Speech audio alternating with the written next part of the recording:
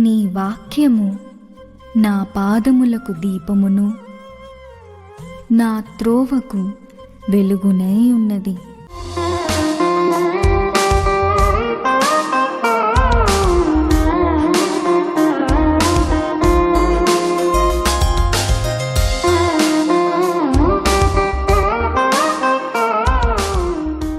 వాక్య దర్శన వీక్షకులకు, దైవమందిర విశ్వాసులకు, దేవుని పిల్లలైన మీ అందరికీ కూడా ప్రత్యేకమైన వందనాలు చెల్లిస్తున్నాను. సమయంలో దేవుడు మనతో మాట్లాడుతున్న అంశం ఏంటంటే దేవుని నివాస స్థలము. దేవుని నివాస స్థలము. దేవుని నివాస స్థలం అంటే మొట్టమొదటిగా భూలోకంలో ఆయన ఏర్పరచుకున్నటువంటి మనుషుని యొక్క హృదయము. ఆమేన్. రెండవది, భూలోకంలో అనేకులుగా కూడుకుని ఒక స్థలమును ప్రత్యేకపరచుకుని ఆ స్థలమును ప్రార్థన చేత పరిశుద్ధపరిచి ఇది దేవుని మందిరం అని చెప్పబడినటువంటి ఏకాంత స్థలము. అది దేవుని నివాసం, అది ప్రార్థనా స్థలం, అది దైవ మందిరం, దేవుని మందిరం. ఆమేన్. ఇది రెండవది భూమి మీద. మూడవ దేవుని నివాస స్థలం ఎక్కడుందంటే పరలోకంలో ఉన్నది. ఆ నివాస స్థలములు ఇప్పుడు ప్రభువు నిలుచున్నాడు. ఆయా సమయాల్లో మనం ప్రార్థన చేసినప్పుడు, ఇలాగా సంపూర్ణ రాత్రి ప్రార్థన చేసినప్పుడు, ఉపవాస ప్రార్థన చేసినప్పుడు, మొరపెట్టినప్పుడు మందిరంలోకి వచ్చి తప్పగా ఆయన ఆకాశమందు ఆలకించి మన ప్రార్థనకి చెవియొగ్గి ఉత్తరం ఇస్తాడని ముందుగా మాట్లాడాడు. కొన్ని సందర్భాలు ఆయన ఇక్కడికి వచ్చి దాసుని స్వరంలో ఉండి మాట్లాడి మనల్ని స్వస్థపరుస్తాడు, మనల్ని సరిచేస్తాడు. ఆయన నివాసమైన నీలోకి రావడానికి దాసుని నిలబెట్టుకుని ఇక్కడ ఒక బోరుగా వాడుకుని ఆయన మాటలు నీ ఆలయమనే ఆయన ఆలయమని నీ హృదయంలో పరిశుద్ధపరచడానికి, నిలిచుండడానికి దేవుడు నీ నివాసస్థలం అనే మందిరంను కూడా ఏర్పరచుకున్న సంగతిని మనం ఎంతైనా జ్ఞాపకం అందించుకోవాల్సిన అవసరం ఉన్నది. ఆమేన్. ఇప్పుడు చెప్పండి, మనం ఏమై ఉన్నాం? మనమే నిజమైన దేవుని నివాస స్థలము. రెండవది, మనందరం కూడికి ప్రార్థన చేసే దైవ మందిరం. మూడవది, మనందరం కలిసి ఆరోహణమై ప్రభుతో వెళ్ళి నిలుచుండవలసిన పరలోక రాజ్యం. ఆమేన్. కాబట్టి ఈ నివాస స్థలములో మనం నిత్యము దేవుని స్తుతించేవారుగా ఉన్నప్పుడు, మనకు అప్పగించిన మందిరంలో, మనకు సిద్ధపరిచిన మందిరంలో, మనకిచ్చిన విశ్వాసంలో ముందుకు కొనసాగుతూ ప్రార్థనలో అన్నిటిలో కూడా సంపూర్ణ రాత్రి ప్రార్థన, శుక్రవారం ఉపవాస కూడిక ప్రార్థన, స్త్రీల కూడిక ప్రార్థన, సిద్ధపాటు ప్రార్థన, ఏమండి పునరుత్థాన ప్రార్థన, ఈ ప్రార్థనలన్నింటిలో కూడా ఈ ఆలయంలో దేవుడు నీకు సిద్ధపరిచిన భూమి మీద ఉన్న ఈ ఆలయంలో నువ్వు ఉండి ఆ మాటలు ఆలకించి నీ హృదయమైన ఆలయంలో తీసుకుని ఎల్లప్పుడూ కూడా నీ దేశం ముందు స్వస్థపరుస్తుందని చెప్తుండే ఆయన. ఆమేన్. అప్పుడు నిజమైన నివాసస్థలం అవుతావంట. ఆయనకి నిజమైన నివాసస్థలం కావాలి. ఈ లోకము గతించిపోయినప్పుడు ఈ భూమి తిన్న ఈ మందిరము కూడా గతించిపోతుంది. నువ్వు గతించనే గతించవు. ఈ దేహము దేవుని ఆలయమని మీరు ఇరుగురా అంటున్నాడు ఆయన. యువర్ మూవింగ్ టెంపుల్ అంటున్నాడు. మీరు కదిలే ఆలయాలు అంటున్నాడు. కదిలే ఆలయం నాకు కావాలి. ఆమేన్. కాబట్టి దేవుని సందర్భంగా ఆయన ఒక మాట చెప్తున్నాడు. చూద్దాం అక్కడ 2వ దినవృత్తాల 7వ అధ్యాయం 15-16 వచనాలు చూద్దాం. ఈ స్థలమందు చేయబడి ప్రార్థన మీద నా కనుదృష్టి నిలుచును, నా చెవులు దాన్ని ఆలకించును. నా పేరు ఈ మందిరమునకు నిత్యము ఉన్నట్లుగా నేను దాన్ని కోరుకొని పరిశుద్ధ పరిస్థితిని, నా దృష్టియు నా మనసు నిత్యము దాని మీద ఉండును. ఆమేన్. చూసారా, ఈ స్థలమందు చేయబడు ప్రార్థన మీద నా కనుదృష్టి నిలుచును. ఈ స్థలమందు చేయబడు ప్రార్థన మీద నా కనుదృష్టి నిలుచుంటుంది అంటాడు. ఎందుకంటే ఇది దేవుడే కట్టించుకున్నాడు, దేవుడే ఏర్పరచుకున్న మందిరం. అనేకులు కూడి చేతులెత్తి ఆయన నామాన్ని మహింపరిచే స్థలము గనక ఈ స్థలం ముందు చేయబడి ప్రతి ప్రార్థన మీద ఆయన కనుదృష్టి నిలుచుంటుందంట. ఎందుకంటే ఈ స్థలం ఆయన ఏర్పరచుకున్నాడు. అలాగే నువ్వు చేసే ప్రార్థన మీద కూడా ఆయన కనుదృష్టి నిలుచుంటుందంట. నువ్వు ప్రార్థన చేసేటప్పుడు నీ హృదయంతరంగమును ఆయన కనుదృష్టి అంతా కూడా పరిశీలన చేస్తుందట. నువ్వు ఏ విధంగా ప్రార్థన చేస్తున్నావు, తగ్గించుకుని ప్రార్థన చేస్తున్నావా లేదా పరిశీలన చేయబట్టి కదా. మరి ఆ యొక్క సుంకరిని ధనవంతుడు ప్రార్థన చేసినప్పుడు సుంకరి తగ్గించుకుని ప్రార్థన చేయడం బట్టి దేవుని సంధానం చేరుకున్నాడు. ధనవంతుడు హెచ్చించుకుని ప్రార్థన చేయబట్టి, ఇతరులు విమర్శించే ప్రార్థన జీవితం కలిగి ఉండబట్టి ఇతరుదే ప్రార్థనే, కానీ ఒకరి దేవునికి అంగీకారమైన ప్రార్థన, ఒకరిది దేవునికి అంగీకరించిన ప్రార్థన. కాబట్టి దేవుని సంఘంలో ఈ స్థలం ముందు చేయబడి ప్రార్థన మీద నాకు కనుదృష్టి ఉంటుందని చెప్తున్నా. నా చెవులే కాదు, నా కనుదృష్టి కూడా ఉంటుంది. నేను చూస్తాను అక్కడ ఉన్నటువంటి వారు ఎలా ఉన్నారు, ఎలాంటి విశ్వాసం ఉన్నారు, ఎలా భక్తులు ఉన్నారు, వాళ్ళు బయటికి వెళ్ళిన తర్వాత వాళ్ళ జీవితం ఎలా ఉంది, మందిరంలో వాళ్ళ ప్రవర్తన ఏ విధంగా ఉంది, అన్నీ చూచుచున్న దేవుణ్ణి కలిగి ఉన్నాం. మనం వినుచున్న దేవుని కలిగి ఉన్నాం, తిరిగి జవాబిచ్చే దేవుని కూడా కలిగి ఉన్నాం. ఆమేన్. కాబట్టి ఆయన చెప్తాడు కదా, ఈ స్థలం ముందు చేయబడు ప్రార్థన మీద నాకు అనుదృష్టి నిలుచును, నా చెవులు దానిని ఆలకించును. ఆమేన్. నా చెవులు దానిని ఆలకిస్తాయని చెప్తాడండి. ఎవరి ప్రార్థన వింటాడు ఆయన? ఎవరి ప్రార్థన వింటాడు? ఏమండి? నిరుపేదల ప్రార్థన వింటాడు, దరిద్రుల ప్రార్థన వింటాడు, యథార్థవంతుల ప్రార్థన వింటాడు, తగ్గించుకునే వారి ప్రార్థన వింటాడు, చెడు మార్గాన్ని విడిచిపెట్టే వారి ప్రార్థన వింటాడండి, ఆయన్ని వెదకే వారి ప్రార్థన వింటాడండి, ఆయన చూస్తున్నాడని భయం కలిగి జీవించేవారి ప్రార్థన వింటాడు, ఆయనకి ఇష్టకరంగా జీవించేవారి ప్రార్థన వింటాడు. అట్టివారికి దేవుడు ఉత్తరం ఇస్తాడు. చాలామంది ప్రార్థనలకు ఉత్తరము రాదు, జవాబు రాదు, ఫలము కూడా ఉండదు, వ్యర్థంగా ఉచ్చరించినట్టుగా ఉంటుంది. ఆమేన్. అంతేకాకుండా నా పేరు ఈ మందిరమునకు నిత్యం ఉండునట్లుగా నేను దాన్ని కోరుకుని పరిశుద్ధపరిచితిని. నా పేరు ఈ మందిరానికి నిత్యం ఉన్నట్లుగా నేను దాన్ని కోరుకున్నాను, పరిశుద్ధపరిచాను. అందుకనే క్రైస్తవులుగా మార్చబడిన తర్వాత పేరు కూడా మార్చుకోవాలి. పేరులో ఏముందంటారు? పేరులో ఏముందో చెప్పమంటారా? యేసు అనగా రక్షకుడు, క్రీస్తు అనగా అభిషిక్తుడు. మారిందా లేదా? యేసు లోకానికి రక్షకుడికి వచ్చాడు, అభిషిక్తుడయ్యాడు, తర్వాత జీవాధిపతి అయ్యాడు, తర్వాత సమాధానకర్త అయ్యాడు. ఆమేన్.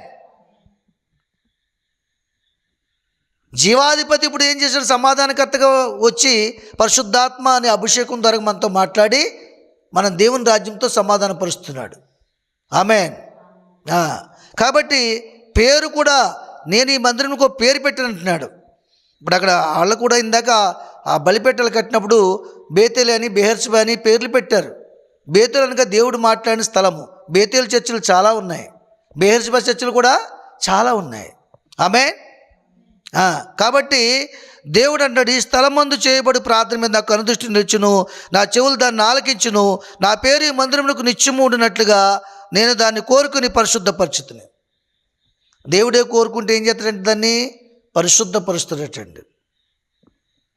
దేవుడు నిన్ను కోరుకున్నాడు, నువ్వు ఆయన మందిరవి, ఆయన నివాస స్థలమునివి, నిజమైన నివాస స్థలము నీవే, నువ్వు కదిలే ఆలయం అనే సంగతిని ఎప్పుడూ మర్చిపోవద్దు. దేవుని మందిరం దేవునికే ఉపయోగపడాలి. దేవుని మందిరం ఎప్పుడు కూడా ఎలా ఉండాలి? ఆకర్షణగా ఉండాలి, మహిమకరంగా ఉండాలి, పరిశుద్ధంగా ఉండాలి. మనం పరిశుద్ధంగా ఉన్నప్పుడు, పవిత్రంగా ఉన్నప్పుడు దేవుని ఆత్మ మనలో నివసిస్తుంది. దేవుని ఆత్మ మనలో ఎప్పుడైతే నివసించిందో అప్పుడు మనం ఎవరి గురించి ప్రార్థన చేసినా ఆ ప్రార్థన నెరవేరుతుంది. దయ్యములు మనకు లోపడతాయి. శల్యంగతనం వాళ్ళు, కర్ణపిశాచు కలిగిన వాళ్ళు, మంత్రతంత్రాలు చేసేవాళ్ళు మన మీద ఏదో ఉపయోగించినా తిరిగి వారి మీదే ప్రభావం చూపుతుంది తప్ప మన మీద ప్రభావము చూపదు. ఎందుకంటే దేవునికి లోబడి ఉండేది అపవాదిని ఎదురించుడి. ఆమేన్. కాబట్టి ఆయన అంటున్నాడు, ఈ యొక్క మందిరమునకు నిత్యమున్నట్టుగా నేను దాన్ని కోరుకుని పరిశుద్ధ పరిస్థితిని, నా దృష్టి నా మనసు నిత్యము దాని మీద ఉండును.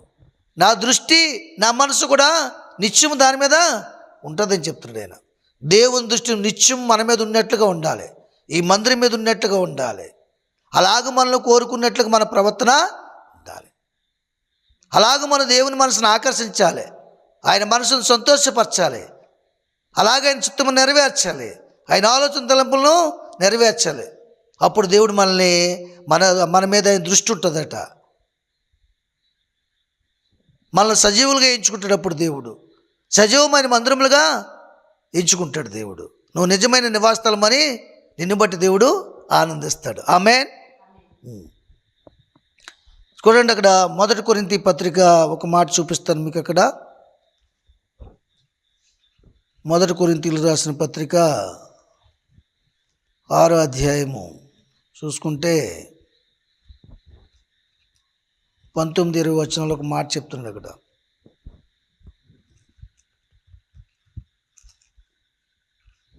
1 కొరింథీయులకు రాసిన పత్రిక 6వ అధ్యాయము 19-20 వచనాల్లో, మీ దేహము దేవుని వల్ల మీకు అనుగ్రహింపబడి మీలోనున్న పరిశుద్ధాత్మక ఆలయమైనదని మీరు ఎరుగరా? మీరు మీ సొత్తు కారు, మీరు ఉలువ పెట్టి కొనబడిన వారు కనుక మీ దేవునితో దేవుణ్ణి మహిమపరచుడి అంటున్నాడు. చూసారా, మీ దేహము దేవుని వల్ల మీకు అనుగ్రహింపబడిన దాని సంగతిని తెలుసుకోవాలి ముందు మీరు. ఈ దేహము ఎవరి వల్ల అనుగ్రహింపబడింది? మనకి దేవుని వల్ల అనుగ్రహింపబడిందండి. మనుషుల వల్ల కాదు, అధికారం వల్ల కాదు, లోకం వలన కాదు.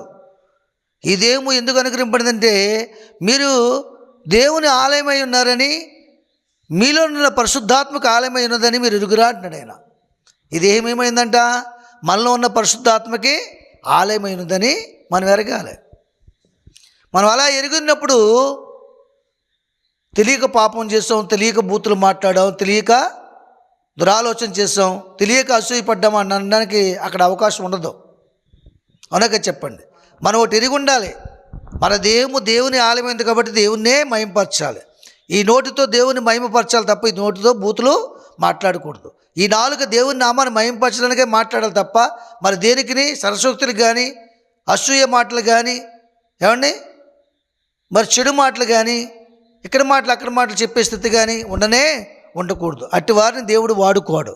అట్టి వారి హృదయంలో పరిశుద్ధాత్మ నివాసము చేయదు. ఎందుకంటే చెడుని ఎంత మాత్రం కూడా దేవుని ఆత్మ అంగీకరించదు. కాబట్టి మనం ఒక విషయాన్ని తెలుసుకోవాలి, మన దేహము మనలో ఉన్న పరిశుద్ధాత్మకి ఆలయమైన ఉన్నదని మనం ఎరిగి ఉండాలట. మీరు మీ సొత్తు కారు, మీరు మీ సొత్తు కారు, మీ పిల్లలు కూడా మీ సొత్తు కారు.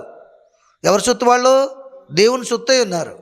దేవుని సొత్తు అయిన వరకు దేవునికే అప్పగించాలి, దేవునికే చూపించాలి. అవునా కదండి? కొన్ని దినారాలు ఇచ్చేలేడైనా, ఇచ్చేలతో వచ్చిన తర్వాత యజమానికి అప్పగించారు లేదా?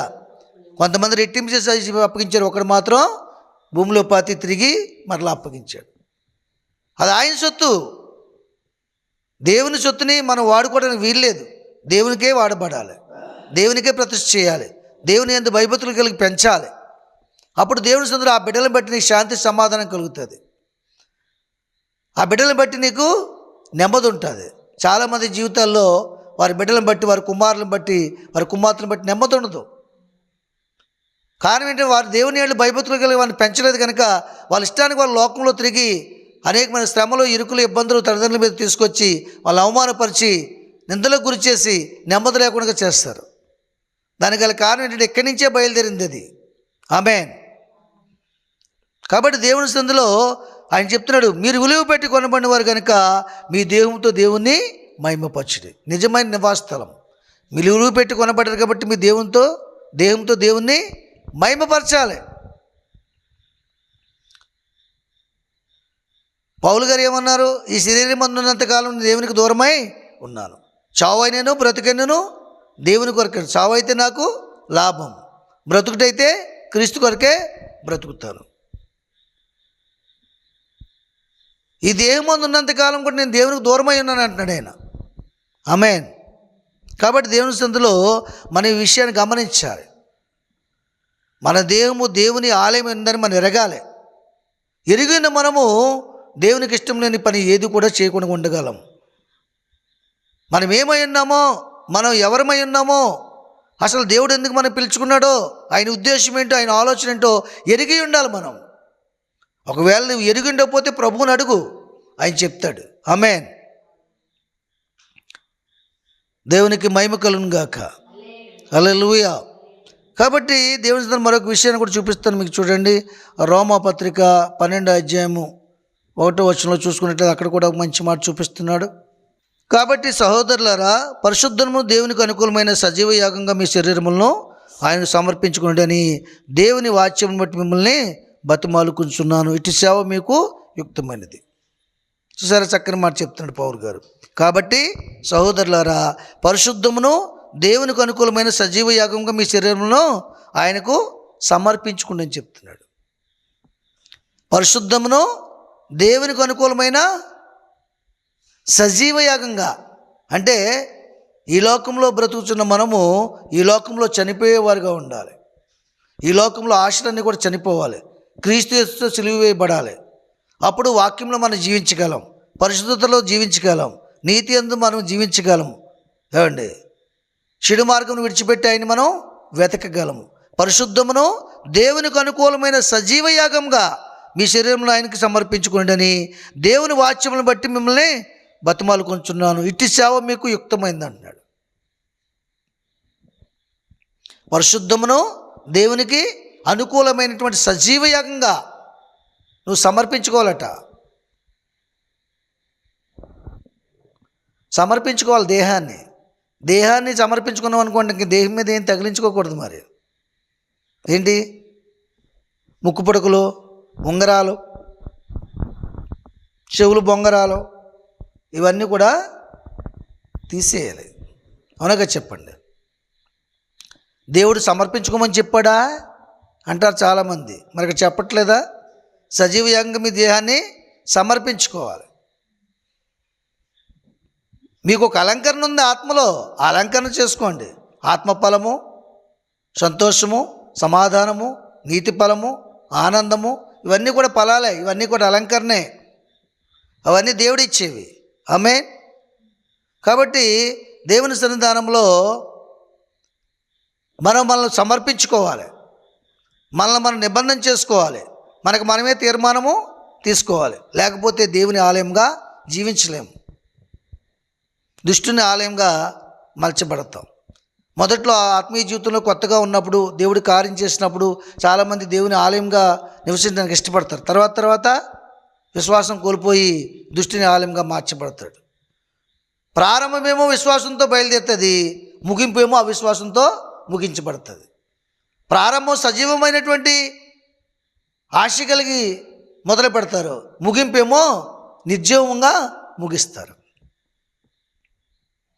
కాబట్టి మనం అపవాదిని జయించలేకపోతున్నాం. అలాగ ఉండడానికి లేదు. సమర్పించుకోవాలి, నీ హృదయాన్ని సమర్పించుకోవాలి, నీ ఆలోచన సమర్పించుకోవాలి, నీ మనసును సమర్పించుకోవాలి, నీ దేహాన్ని కూడా సమర్పించుకోవాలి.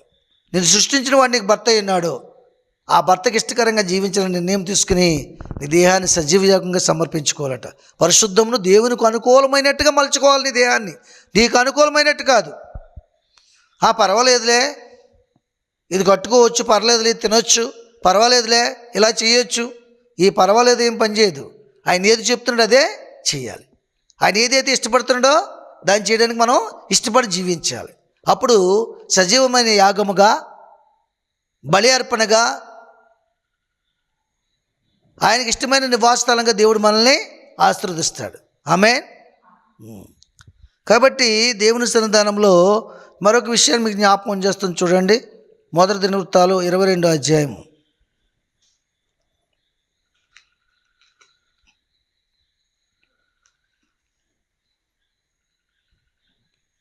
మొదటి దినవృత్తాలు 22వ అధ్యాయం 19వ వచనం చూడండి. కావున హృదయపూర్వకంగా మీ దేవుడైన యెహోవాను వెదకుటకు మీ మనసులను దృఢపరచుకుని ఆయన నిబంధన మందసం దేవునికి ప్రతిష్టమైన ఉపకరణములను ఆయన నామం కొరకు కట్టబడు ఆ మందిరంలోనికి చేర్చుటకై మీరు పూనుకొని మీ దేవుడైన యెహోవా పరిశుద్ధ స్థలమును కట్టుడి. ఆమేన్. సరే, కావున హృదయపూర్వకంగా మీ దేవుడైన యెహోవాను వెతుకుటకు మీ మనసును దృఢపరచుకుని ఆయన నిబంధన మందసమును దేవునికి ప్రతిష్టమైన ఉపకరణములను ఆయన నామం కొరకు కట్టబడు ఆ మందిరంలోనికి చేర్చుటకై మీరు పూనుకొని దేవుడైన యెహోవా పరిశుద్ధ స్థలమును కట్టాలి. దేవుడైన యెహోవా పరిశుద్ధ స్థలం ఏది? మన దేహమే, మన హృదయమే. అందులోకి ఏం చేర్చాలంట? ఆయన నిబంధన మందసమును దేవునికి ప్రతిష్టమైన ఉపకరణములను ఆయన నామం కొరకు కట్టబడే మందిరంలోనికి చేర్చాలట మనం. ఆమేన్. ఆయన నిబంధన మందసం అనగా దేవుని ఆజ్ఞలు కట్టడలు మన హృదయంలోనికి స్థిరముగా ప్రతిష్ఠించుకోవాలి. నీతి మార్గమందు నడవాలి. ఉపకరణాలు ఇంకేముంటాయి అక్కడ దేవుని ఆలయంలో? నిబంధన మందసము, ధూపవేదిక, దీపార్తి, ఇవన్నీ ఉంటాయి. బలిపీఠము, ఏమండి, బల్లయు, ఇవన్నీ ఉంటాయి. కాబట్టి ఇవన్నీ కూడా మన హృదయంలో సిద్ధపరచుకోవాలి. అప్పుడు నీ నిత్యముగా నీ చేతుల కష్టత నువ్వు అనుభవించవు. నువ్వు ధన్యుడవు, నీకు మేలు కలుగును. నీ పిల్లలు ఒలీవ మొక్కల వల్ల నీ బల్ల చుట్టూ భోజనం చేదురు. ఇలాగ ఆస్వాదింపబడతారు మీరు. ఆమేన్. కాబట్టి మనమే ఆ మందిరంలోనికి ఇవన్నీ చేర్చుటకై పూనుకొని మన దేవుడైన యెహోవా పరిశుద్ధ స్థలమును కట్టుకోవాలట. కట్టాలి. కట్టుడి అంటున్నాడు. మన ఇల్లు మనం కట్టుకుంటున్నాం లేదా? మనకి ఇష్టమైన రీతిగా ప్లాన్ చేసుకుని. అలాగే మన హృదయాన్ని కూడా మనం కట్టుకోవాలి. మన భక్తి జీవితాన్ని కట్టుకోవాలి. మన ఆత్మ సంబంధమైన జీవితాన్ని కట్టుకోవాలి. నిబంధన మందస్సు ఉండాలి, నిర్ణయం ఉండాలి. అప్పుడే దేవుని ఆలయమై జీవించగలవు. ఆమేన్. కాబట్టి దేవుని సన్నిధానంలో నిజమైన నివాస స్థలము గురించి దేవుడు మాట్లాడుతున్నాడు. చూడండి అక్కడ ఇంకోటి కూడా చూపిస్తుంది. మొదటి దినవృత్తాలు 17, 13, 14. 13, 14. నేను అతని తండ్రిని ఇందును, అతడు నా కుమారుడయుండును. నీకంటే ముందుగా ఉన్నవానికి నా కృపను నేను చూపక మాననట్లు అతనికి నేను నా కృపను చూపక మానను. నా మందిరమందును నా రాజ్యమందు నేను నిత్యము అతను స్థిరపరచదును. అతని సింహాసనం ఎన్నటికీ స్థిరముగా ఉండునని అతనికి తెలియజేయము. ఆమేన్. చూసారా? ఇలాగ మనం కట్టుకున్నప్పుడు, పరిశుద్ధపరచుకున్నప్పుడు, పరిశుద్ధమైన ఉపకరణములు కలిగి ఉన్నప్పుడు, నిబంధన మందసం, నిర్ణయ మందసం కలిగి ఉన్నప్పుడు, నేను అతనికి తండ్రిని ఇందును, అతడు నా కుమారుడై ఉండును. సరే, అప్పుడు మనకు తండ్రి ఉంటాడు. అప్పుడు మనం ఆయన కుమారుడమై ఉంటాం. అంతేకాకుండా ఆయన యావదాస్తు కూడా హక్కుదారులమై ఉంటాం. నీకంటే ముందుగా ఉన్న వారికి నా కృపను నీకు చూపక మానట్లు అతనికి నేను నా కృపను చూపక మానను. ఆమేన్. నా కృపను చూపక మాననంటున్నాడు ఆయన. ఎంత గొప్ప మాట అది.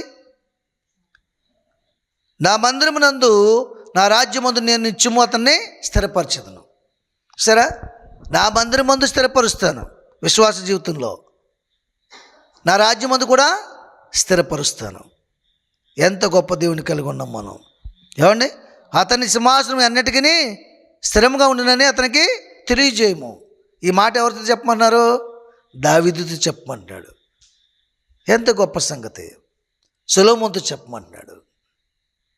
కాబట్టి దేవుడి సందులో దేవుడు తన కృపను చూపకమాండి. ఎప్పుడంటే మనం పరిశుద్ధపరచుకోవాలి. ఆ మందిరంలోనికి నీతి, సమాధానము, పరిశుద్ధత, పవిత్రత, ఇవన్నీ కూడా ఉపకరణాలుగా తీసుకొచ్చి దేవుని ఆలయంగా హృదయాన్ని మలుచుకుని ప్రార్థన విజ్ఞాపనల చేత ప్రభుని గణపరిచేవారుగా ఉన్నప్పుడు ఆయన కృప చూపక మానడు. ఆయన మందిరమందు స్థిరపరుస్తాడు. బ్రతుకు కాలం అంతా సత్య సంబంధమైన వాక్యమందు నేను స్థిరపరుస్తాడు. ఎల్లప్పుడూ కూడా నీకు బోధ చేసి, నీకు మేలు చేసి, నిన్ను సరిచేసి ఆయన రాజ్యానికి సిద్ధపరుస్తాడు. ఆమేన్. ఆమేన్.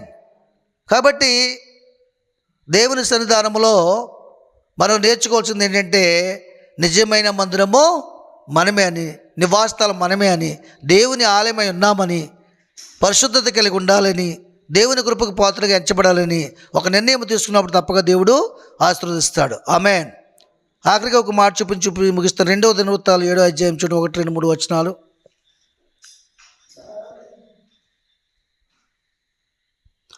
2వ దినవృత్తాలు 7వ అధ్యాయం 1, 2, 3 వచనాలు చూడండి. ఇక్కడ సొలొమోను తాను చేయు ప్రార్థనను ముగించినప్పుడు అగ్ని ఆకాశం నుండి దిగి దహన బలులను, ఇతరమైన బలులను దహించాను. యెహోవా తేజస్సు మందిరము నిండా నిండెను. యెహోవా తేజస్సుతో మందిరం నిండినందున యాజకులు అందులో ప్రవేశింపలేకుండిరి. అగ్నియు యెహోవా తేజస్సును మందిరం మీదకి దిగ్గగా చూసి ఇశ్రాయేలు అందరూ సాష్టాంగ నమస్కారం చేసి యెహోవా దయాళుడు, ఆయన కృప నిరంతరం ఉందని చెప్పి ఆయన్ని ఆరాధించి స్తుతించిరి. ఆమేన్. సొలొమోను మందిరం కట్టిన తర్వాత ఆ మందిరంలోకి వెళ్ళి ప్రార్థన చేసినప్పుడు యెహోవా మహిమ దాని మీదకి దిగి ఉన్నదట. అప్పుడు అది చూసిన వారందరూ కూడా మరి యెహోవా తేజస్సుతో మందిరం నిండినందుకు యాజకులందరూ ప్రవేశించలేక ఉండిరట. యాజకులే ప్రవేశించలేకపోయారట. యెహోవా మహిమ ఆ మందిరంలోకి దిగినప్పుడంట యాజకులే ప్రవేశించలేకపోయారట. అగ్నియు యెహోవా తేజస్సును ఆ మందిరం మీద దిగ్గగా చూసి ఇశ్రాయేలు కూడా సాష్టాంగ నమస్కారం చేసి యెహోవా దయాళుడు, ఆయన కృప నిరంతరం ఉందని చెప్పి ఆయన ఆరాధించి స్తుతించారు. ఆమేన్. ఎంత భక్తి చేశాడో సార్ ఆలోచించండి. దేవుని మందిరం కట్టాడు, ప్రార్థన చేశాడు, తగ్గించుకున్నాడు, చెడు అనేది లేకుండా చూసుకున్నాడు. కాబట్టి దేవుని తేజస్సు అగ్నియు ఆ మందిరం మీద దిగింది.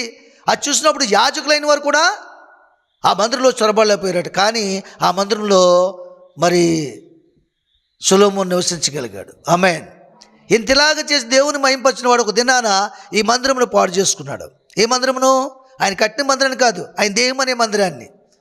ఏమండి, నెబీలీలు ఫినేహీలు వాళ్ళు దేవునికి విరోధమైన జాతుల్లో మనుషుల్ని ప్రేమించి వాళ్ళని చేసుకుని వాళ్ళ వల్ల బలవంతంగా దేవతలకు అర్పణ చేసి వాళ్ళని పూజించి యెరూషలేము ముందు వాటిని తీసుకొచ్చి ప్రతిష్ఠ చేసి ఆఖరికి ఆయన ఆలయాన్ని పాడు చేసుకున్నాడు. చూసారా మరి? కాబట్టి మొట్టమొదటిగా మనం చేయవలసిన పని ఏంటంటే మన ఆలయాన్ని కట్టుకోవాలి అని అదే అంటున్నాడు. ఆ మందిరంలోనికి కొన్ని ఉపకరణలు తీసుకొచ్చి ఆ స్థలమును మీరు కట్టుడి, ఆ మందిరం మీరు కట్టుడి, పవిత్రపరచుకుంటూ అంటున్నాడు. కాబట్టి దేవుని సంతానం మొట్టమొదటిగా ఆయన ఆలయాన్ని కట్టుకోలేదు, ఆయన దేహం అనే ఆలయాన్ని కట్టుకోలేదు. యెరూషలేములో ఉన్న ఆలయాన్ని కట్టాడు. ఆయన దావీదు కలను నెరవేర్చాడు, దేవుని కృపను నెరవేర్చాడు, దేవుని చిత్తమును మందిరం విషయంలో జరిగించాడు. కానీ ఆయన దేహం అనే మందిరం విషయంలో జరిగించలేకపోయాడు. కాబట్టి అపవిత్రుడైపోయాడు, రాజ్యమును కోల్పోయాడు, ఆశీర్వాదాన్ని కోల్పోయాడు, నిజమైన మందిరం అని దేవుడు సాక్ష్యం లేకపోయాడు. నీకంటే ధనవంతుడు, నీకంటే జ్ఞానవంతుడు ఈ భూలోకంలో రాబోయే కాలంలో కానీ ఉన్న కాలంలో కానీ ఉండనటువంటి వాగ్దానాన్ని కోల్పోయాడు. కాబట్టి మొట్టమొదటిగా మనం చేయవలసిందంటే మన మందిరాలు కట్టడం, లేకపోతే ఇంకోటి చేయడం దశంభాగాలు అది కాదు. మొట్టమొదటిగా నీ హృదయాన్ని కట్టుకో, నీ మందిరమును కట్టుకో, దేవుని నిబంధన మందసంగా చేసుకో, నిజమైన నివాసస్థలంగా ఏర్పరచుకో, నిర్ణయము తీసుకో. మరెన్నడూ పాపము చేయనని, మరెన్నడూ ఏ ఆలోచన దురాలోచన నాలో ఉండదని, పాపము ఉన్నదని నిబంధన చేసుకో. యెహోవా యందు భయభక్తులు కలిగి జీవించు, చెడుతనాన్ని విడిచిపెట్టు, ఆయన్ని వెదకు. నీ ప్రార్థనకి ఆయనకి అడ్డుగా ఏది ఉందో తెలుస్తుందని తీసివేసుకో. అప్పుడు నీ దేహమునకు ఏమవుతుంది? ఆరోగ్యము, నీ ఎముకలకి చత్తువ, నీ మనసుకి నెమ్మది, సంపూర్ణ స్వస్థత పరుస్తాడు దేవుడు, ఆరోగ్యం ఇస్తాడు. ఆమేన్.